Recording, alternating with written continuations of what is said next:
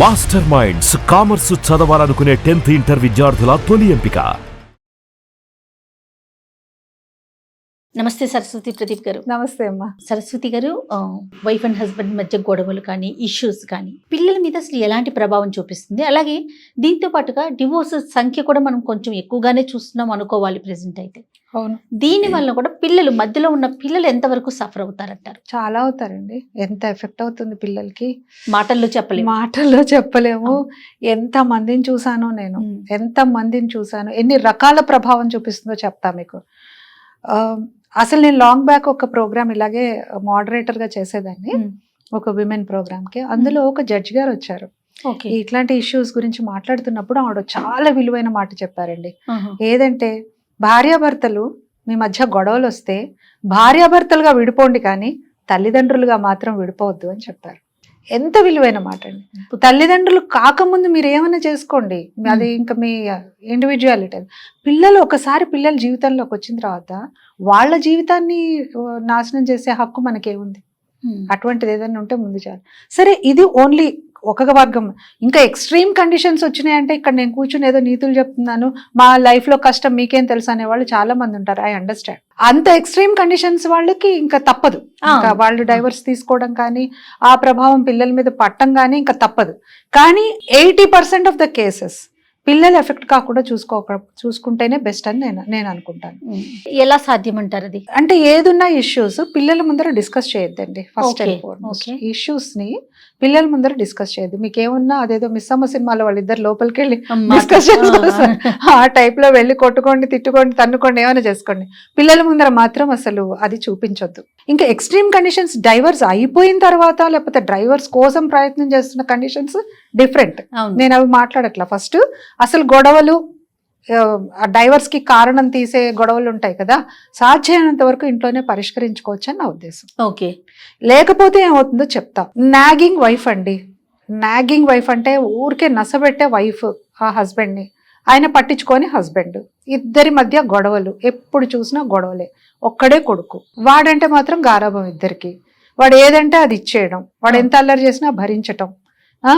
ఆయన దగ్గర చేసినప్పుడు ఈవిడ కోప్పడితే ఆయన దగ్గర చేయడం, ఆయన కోప్పడితే ఈవిడ దగ్గర. మొత్తానికి వాడు మోస్ట్ స్పాయిల్డ్ చైల్డ్, న్యాచురలీ కదా. అయితే పాపం అసలైతే వాడు చాలా తెలివైన వాడు, ఎక్స్ట్రీమ్లీ ఇంటెలిజెంట్ ఫెలో. కానీ ఏమైంది, మొత్తం ప్రభావం వీళ్ళిద్దరి మూర్ఖత్వం వాడి మీద పడింది. అవును. ఆ వైఫ్ కానీ హస్బెండ్ కానీ ఇద్దరి మధ్య ఏమాత్రం సఖ్యత లేదు. అట్లా కొట్టుకునేవాళ్ళు, విపరీతంగా మాట అనుకోవడం, నువ్వెంత అంటే నువ్వెంత అనుకోవడం, విలువ లేదు ఒకళ్ళంటే ఒకళ్ళు.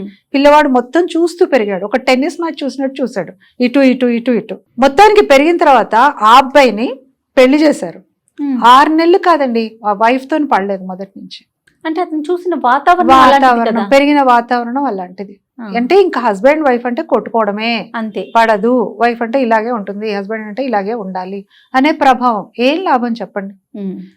ఇంత కూడా డొమెస్టిక్ పీస్ లేకుండా అటువంటి వాతావరణంలో పెరిగిన పిల్లవాడు, కొంతమంది బాగా మరి ఎక్సెల్ అయ్యే వాళ్ళు ఉంటారేమో తెలియదు. ఇదే కేసు, ఇట్లాంటి కేసే ఇంకొక కేసులో ఇద్దరు మగ పిల్లలు, తండ్రి తాగుబోతూ వచ్చి కొట్టేవాడు, ఒకడేమో అట్టాగే తయారాడు, ఒకడు IAS అయ్యాడు. ఓ సూపర్. వాళ్ళని అడిగితే ఏంటి మనం అబ్జర్వ్ చేస్తే, వాడు తాగొచ్చి కొట్టి తండ్రిని హీరో అనుకున్నాడు. ఈడేమో మా అమ్మ ఇంత కష్టపడుతుంది, నేను పొరపాటున కూడా ఇంకొక స్త్రీకి అట్లా చేయకూడదని అనుకున్నాడు లైఫ్ లో.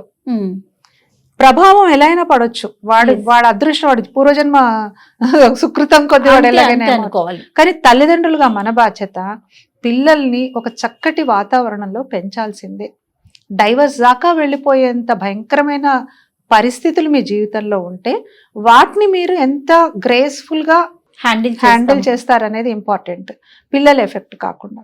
అలా ఎఫెక్ట్ అయిపోయి పిల్లలు ఎక్కడుండాలో తెలియక, అమ్మ దగ్గర ఉండాలా, నాన్న దగ్గర ఉండాలా, వాళ్ళిద్దరి మధ్య ఫ్రిక్షన్, వాడు ఎటు కాకుండా అయిపోయి లైఫ్ లో వాడికి అసలు వాళ్ళ అమ్మా నాన్న ఉన్న ప్లేస్ కి రావడానికి కూడా ఆలోచిస్తున్నాడు. వేరే సిటీలో ఉండాలా, ఎక్కడ, నాకు ఒక ప్లేస్ లేదు, నాకు ఒక స్పేస్ లేదు. పిల్లల్లో ఒక రకమైన కాంప్లెక్స్ డెవలప్ అయిపోయి సూసైడల్ అటెంప్ట్స్ చేసుకోవడము, లేదా ఒక హేస్టీ డెసిషన్స్ తీసేసుకోవడం లైఫ్లో, ఇలాంటివి జరుగుతాయి. దయచేసి నేను ఇందాక చెప్పినట్టు భార్యాభర్తలుగానే ఏదైనా తీసేసుకోండి, డెసిషన్స్ తీసేసుకోండి. తల్లిదండ్రులు అయిన తర్వాత 10 సార్లు ఆలోచించి తీసుకోండి నిర్ణయాలు. అంటే అడ్జస్ట్ అయిపోమంటారా, మా లైఫ్ ఇంతేనా అంటే అది అప్ టు యూ. అంతే. వాళ్ళ జీవితాన్ని వాళ్ళ బట్టి వాళ్ళ పరిస్థితులను పరిస్థితుల్ని బట్టి కదా. ఉంటుంది. మనం ఎందుకంటే మనం జడ్జి చేయలేము ఇక్కడ కూర్చుని. అవును. ఎవరి ఇళ్లలో పరిస్థితులు వాళ్ళకు ఉంటాయి. అవును. కాకపోతే పిల్లల మీద ప్రభావం అని అడిగారు కాబట్టి చెప్తున్నా. ఉమ్. బంగారం లాంటి వాళ్ళ భవిష్యత్తుని మనం పాడు చేస్తున్నట్టే కదండి. Yes, exactly. సింగిల్ పేరెంట్ దగ్గర పెరిగిన పిల్లల విషయంలో కూడా సింగిల్ పేరెంట్ అయ్యేసరికి విపరీతమైన అటెన్షన్ ఉంటుంది. అక్కడ వాళ్ళు ఉక్కిరి బిక్కిరి చేసేస్తాం. ప్లస్ విపరీతమైన గారాబం లేదా విపరీతమైన స్ట్రిక్ట్, అంటే అమ్మో నా లైఫ్ ఇట్లా అయిపోయింది, వీళ్ళు చాలా జాగ్రత్తగా ఉండాలి. తల్లి దగ్గర పిల్లోడు పెరుగుతున్నాడు అనుకోండి, వీడు పెరిగి వాళ్ళ నాన్నలాగా అవ్వకూడదు, అలాంటి ఆలోచనలు ఉంటా ఉంటాయి. లేదా ఎక్కువగా మనం ఎక్కువ కేసెస్ లో గారాబం ఎక్కువ చూస్తాం. నేను ఒక్కదాన్నే పెంచుతున్నాను కదా, నేను అన్ని అంత అటెన్షన్ నేనే ఇవ్వాలి అనేసి, అది కూడా దాని ఇంపాక్ట్ కూడా ఉంటుంది కదా. ఉంటుంది. అక్కడ కూడా మదర్ అవ్వచ్చు, ఫాదర్ అవ్వచ్చు, సింగిల్ పేరెంట్ అంటే ఎవరైనా కావచ్చండి. పిల్లలు వాళ్ళ దగ్గర పెరుగుతున్నప్పుడు వాళ్ళ లైఫ్ లో చూసేశారు, కష్టం చూస్తున్నారు. పిల్లలకు ఒక మంచి అనుకూలమైన వాతావరణం ఏర్పాటు చేస్తే బాగుంటుంది. వాళ్ళకి ఒక కజిన్స్ తో కానీ లేకపోతే ఫ్యామిలీ మెంబర్స్ తో కానీ మింగిల్ అవ్వడము, షేర్ చేసుకోవడము, ఒక కమ్యూనికేషన్, వాళ్ళతో మంచిగా మాట్లాడడము. ఎంతసేపు మీరు అన్నట్టుగా ఒక పానిక్ సిచ్యుయేషన్ లో వీళ్ళు అవుతారేమో అన్న కాకుండా వాళ్ళని కొంచెం ఫ్రీగానే ఉంటూనే, ఫ్రెండ్లీగానే ఉంటూనే, మంచి చెడు చెప్తూ, చుట్టుపక్కల వాళ్ళ ఏజ్ గ్రూప్ వాళ్ళు కూడా ఉండేట్టుగా మంచి ప్లెజెంట్ వాతావరణంలో ఉంటే, ఒక్కళ్ళే అయిపోకుండా వాళ్ళని నలుగురిలో పెరగనివ్వాలి, నలుగురితో కలవనివ్వాలి.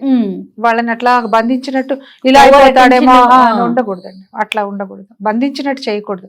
వాళ్ళకి ఫ్రీడమ్ ఇవ్వాలి, వాళ్ళ ఏజ్ గ్రూప్ వాళ్ళతో కలవాలి, వాళ్ళకి ఎక్స్ప్రెస్ చేసేందుకు వాళ్ళకి ఒక స్పేస్ ఇవ్వాలండి. వాళ్ళకి ఎక్స్ప్రెస్ చేసేందుకే వాళ్ళకి అవకాశం ఇవ్వకపోతే కష్టం. ఎంతసేపు నా భయాలు, నా ఆందోళనలు, నా స్ట్రెస్, నేను ఇలా అయిపోయా, వాడు ఇలా అయిపోయా, నో నీడ్. తను ఎవరి జీవితం వాళ్ళది, వాళ్ళది అలా ఉంటుందని ఎక్స్పెక్ట్ చేయాలి మనం. అవును. తర్వాత నవేడేస్ మనం చూసుకుంటే సరస్వతి గారు, పిల్లలు చాలా చిన్న వయసులోనే సెటిల్ అయిపోతున్నారు. సంతోషించదగ్గ విషయం. క్యాంపస్ సెలక్షన్స్ అని చాలా క్యాంపస్ లోనే మంచి మంచి ఉద్యోగాలు, లక్షల్లో జీతాలు చూస్తా ఉన్నాం. దీంతో ఏమవుతుంది, ఏజ్ చిన్నదే, సంపాదన ఎక్కువ ఉంటుంది. అవును. కానీ వాళ్ళకి ఎప్పుడైతే ఆ సంపాదన వచ్చేస్తుందో, మేము చాలా పెద్దోళ్ళం అయిపోయామనే ఒక ఫీలింగ్ వచ్చేస్తుంది. ఇంట్లోనూ అలాగే బిహేవ్ చేయటం, బయట కూడా అలాగే బిహేవ్ చేయటం, టోటల్ ఇంటిని శాసించే స్థాయికి పిల్లల్ని చూస్తా ఉన్నాం మనం. పేరెంట్స్ కూడా దానికి లొంగిపోతున్నారు. ఓకే, వాళ్ళదే ఫైనల్ డెసిషన్ అయిపోతుంది. కొన్ని సందర్భాల్లో అది ఇబ్బంది కలగొచ్చు కదా. అంటే ఎట్లా, నాట్ నెసెసరీలీ వాళ్ళు నిజంగా వైస్ డెసిషన్స్ తీసుకుంటున్నారు. మనం అప్పుడు మనం చేయలేకపోయాము, వీళ్ళు చేస్తున్నారు. 4 డబ్బులు వచ్చినాయి, వీళ్ళు ఇప్పుడు మనం కొనలేదు ఒక స్థలం, వీడు కొంటున్నాడు. మనం ఒక ఇల్లు కొనలేదు, వీడు కొనే స్థితిలో ఉన్నాడు, కొంటున్నాడు. వెల్కమ్ చేయండి. మీరనేది మరీ ఇంకా శాసిస్తున్నాడు అసలు. కూర్చో అంటే కూర్చోవాలి, నిల్చోవాలి, అలా 90% ఉండరు పిల్లలు. ఎక్కడో ఉంటారు అనుకోండి, కానీ 90% ఉండరండి. వాళ్ళు ఎలా ఆలోచిస్తారో నేను చెప్తాను. ఇప్పుడు బాగా సంపాదన వచ్చిన వాళ్ళకి ఎలా ఆలోచిస్తారో నేను చెప్తాను. జనరల్ గా మా నాన్న ఎప్పుడు ఎంజాయ్ చేయలే లైఫ్. మా నాన్న ఎప్పుడు ఒక మంచి షూ కొనుక్కోలా, మా అమ్మ ఎప్పుడు ఒక మంచి పట్టుచీర కొనుక్కోలా. ఇప్పుడు నేను కొనిపెట్టాలి వాళ్ళకి, నేను చూసుకోవాలి వాళ్ళని.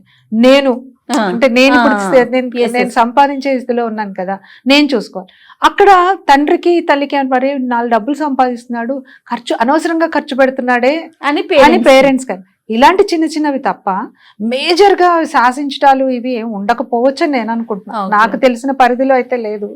మామూలుగా అవి కొన్ని ఎక్స్ట్రీమ్ కండిషన్స్ లో ఉంటాయేమో కొన్ని, కానీ జనరల్ గా అయితే పిల్లల థింకింగ్ ఇలా ఉంటుంది. అప్పుడు కూర్చోబెట్టి చెప్పొచ్చు తల్లిదండ్రులు, నాన్న మనకు అప్పుడు స్కోప్ లేదు, ఒక స్థలం కొనే స్కోప్ లేదు, సేవ్ చేసే స్కోప్ లేదు, వచ్చిన జీతం ఇల్లు గడపడానికి సరిపోయింది, ఇప్పుడు నీకు ఒక స్కోప్ ఉంది కాబట్టి నువ్వు ఎక్కువగా లావిష్ గా స్పెండ్ చేయకుండా నీ ఫ్యూచర్ కోసం నువ్వు కొంచెం సేవ్ చేసుకో అని చెప్పే స్థానం ఎప్పుడు ఆ హక్కు, అర్హత తల్లిదండ్రులకు ఉంటుంది. మా అబ్బాయి వచ్చి అడుగుతాడు, అమ్మ నాకు ఈ పేమెంట్ వచ్చేస్తుంది, నేను ఇప్పుడు నాకు కావాల్సిన ఎక్విప్మెంట్ కొనుక్కుంటాను, ఇంకా కొంచెం మిగులుతుంది, నేను ఇది కొనుక్కోనా అంటాడు. అనగానే నేను చెప్తాను, అరే 100% నువ్వు సంపాదించుకుంటున్నావు, కొనుక్కోవచ్చు, కానీ ఇది ఒక మైండ్ లో పెట్టుకో, నీకు ఇంకొక పేమెంట్ వచ్చేదాకా ఇది నీ క్వశ్చన్ లో పెట్టుకోవాలి. ఇప్పుడు ఇంకొక ప్రాజెక్ట్ చేసి, ఇప్పుడు అంటే నెల జీతం వచ్చే సంగతి నేను చెప్పట్లేదు, బట్ ఏదైనా ఒక ప్రాజెక్ట్ అనుకోండి, పిల్లలకి తల్లిదండ్రులు చెప్పే విధానం నేనైతే అలా చెప్తాను, అరే నెక్స్ట్ పేమెంట్ వచ్చేదాకా ఇది ఉంచుకో, ప్రాణం మీదకి ఏదైనా వచ్చినా ఏదైనా అవసరం వచ్చినా ఇది ఉంటుంది. లేదా ఆ ప్రాజెక్ట్ లేట్ అయినా ఆ డబ్బు ఇప్పుడు పడిందో ఇది హ్యాపీగా నువ్వు ఎంజాయ్ చేసుకో. నువ్వు లండన్ ట్రిప్ వెళ్తావా, ఇంకో ట్రిప్ వెళ్తావా, అది నువ్వు చూసుకో. సో ఇలా గనక చెప్పగలిగితే చాలండి, గొడవలు ఉండవు. 90% పిల్లలు బాగా తెలివైన వాళ్ళు, చదువుకున్నారు, ప్రపంచం చూస్తున్నారు, డబ్బు సంపాదిస్తున్నారు, చుట్టుపక్కల వాళ్ళ ఏజ్ గ్రూప్ వాళ్ళు ఎలా ఉంటున్నారో చూస్తున్నారు, అన్నీ చూస్తున్నారు. వాళ్ళకి మంచి చెడు బాగా తెలుసండి. పిల్లలకి మంచి క్లారిటీ ఉంది ఇప్పుడు. అసలు మా జనరేషన్ లో మాకు లేదు ఆ క్లారిటీ. మా పిల్లలకి ఇప్పుడు ఎంత క్లారిటీ ఉందంటే మేము ఎప్పుడు వాళ్ళ గురించి టెన్షన్ పడలేదు. నువ్వు చదువుకో అని చెప్పలేదు, నీకు ఏం కావాలంటే అది నువ్వు చేసుకొని ఫ్రీడమ్ ఇచ్చేసాం. వాళ్ళు ఎంత క్లారిటీతో ముందుకెళ్తున్నారంటే ఆ చిన్నపాటి ఫ్రీడమ్ చాలండి వాళ్ళకి పర్సూ చేయడానికి. సో ఎప్పుడు కూడా అలాంటి చిన్న చిన్నవి ఇలా కూర్చోబెట్టి చెప్పండి, తల్లిదండ్రులు చెప్పొచ్చు, కానీ వాళ్ళకి ఫ్రీడమ్ ఇవ్వండి, హ్యాపీగా వాళ్ళని వాళ్ళు చూసుకుంటున్నారు కదా చూసుకోరండి. బాధ్యత తెలిసేలా పెంచండి చాలు. నేను చెప్పాను కదా చిన్నప్పుడు నువ్వు ఈ డబ్బులో నువ్వు ఇదే ఖర్చు పెట్టాలి అని ఎలా అయితే సేవింగ్స్ అలవాటు చేసామో వాళ్ళకి అదే అలవాటు అవుతుంది పెద్ద అయిన తర్వాత కూడా.